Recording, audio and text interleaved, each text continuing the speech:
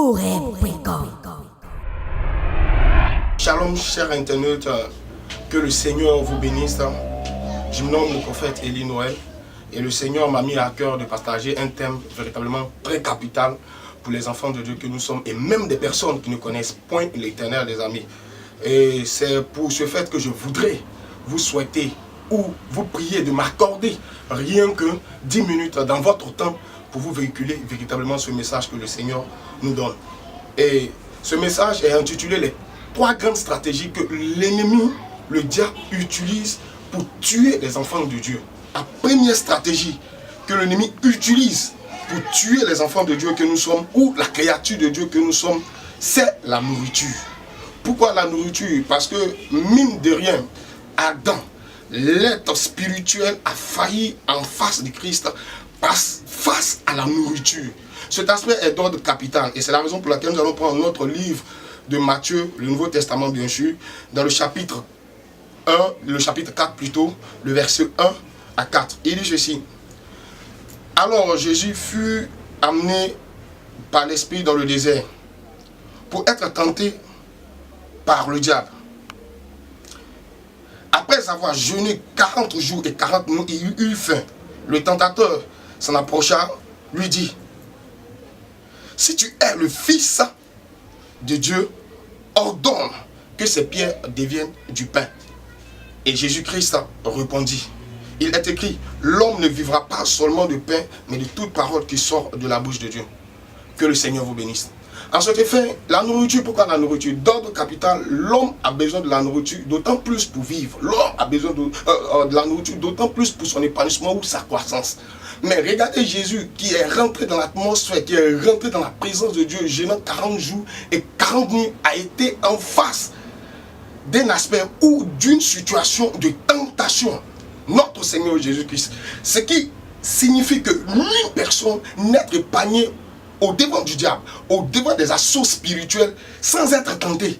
Je serai encore plus explicite. Ce qui veut dire donc que une personne vivant sous l'autorité de Christ, ou même pas sous l'autorité de Christ, est toujours confrontée à des tentations que l'ennemi utilise pour l'accabler.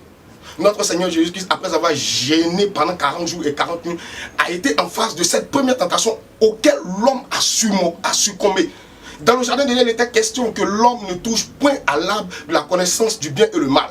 Et l'aspect de la nourriture, c'est-à-dire ce qui devait rentrer en homme, un temps soit peu, l'a corrompu, l'a déconnecté de Dieu. Et c'est la raison pour laquelle je veux ouvrir ton esprit. Je veux te dire à ton âme et à ton esprit, et que l'aspect que l'ennemi a toujours utilisé était de la nourriture pour détourner la créature de Dieu en face de Dieu.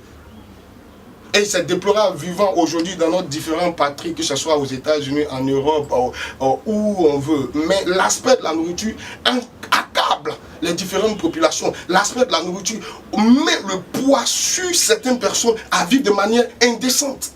De telle sorte que les jeunes filles sont amenées aujourd'hui à se prostituer simplement pour manger. Les femmes sont obligées de livrer leur corps tout juste pour avoir des hommes, pour simplement, je vous dis, simplement manger. Mais pourquoi est-ce que l'aspect de la nourriture revient encore dans notre vie quotidienne? Ce qui veut dire que ça a été la première action que l'ennemi a utilisée afin d'embober l'homme, afin de déconnecter l'homme de la présence de Dieu. Jésus n'a pas été épargné. Pourquoi la nourriture? La nourriture, je le disais tout à l'heure, donne de la vitalité, donne de la présence et donne de la vie. Et Jésus-Christ dit au diable que l'homme ne vivra pas seulement que de pain, mais de toute parole qui sort de la bouche de Dieu. Frère, soeur, toi tu m'entends, tu vois et tu entends cette parole. Où est-ce que l'ennemi t'a accablé par la nourriture? Aujourd'hui tu es devenue maîtresse. Tu n'enseignes pas, mais tu es maîtresse.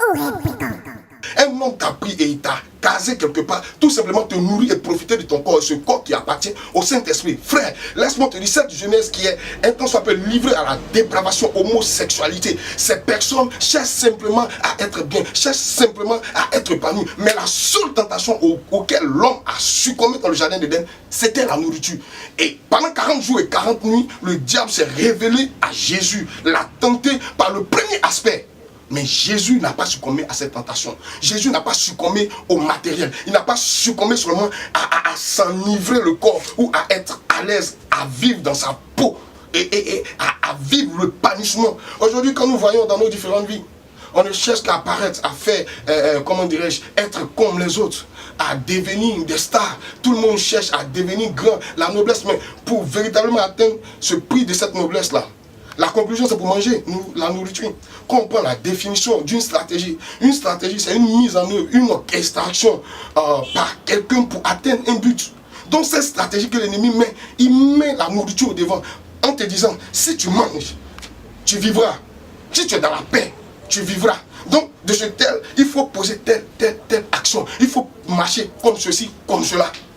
Mes frères, je vais te révéler, l'aspect de notre vie n'est pas seulement lié à la nourriture, n'est pas simplement lié au bien-être. L'aspect de notre vie n'est pas simplement lié à notre manière d'apparaître ou de se faire valoriser par un style de vie ou une montre de vie quelconque. Mais Dieu est capable de nous centraliser. Dieu est capable de nous enlever du poids et de la stratégie que l'ennemi a menée, de nous en bouffer de tel à rester accroché à la nourriture.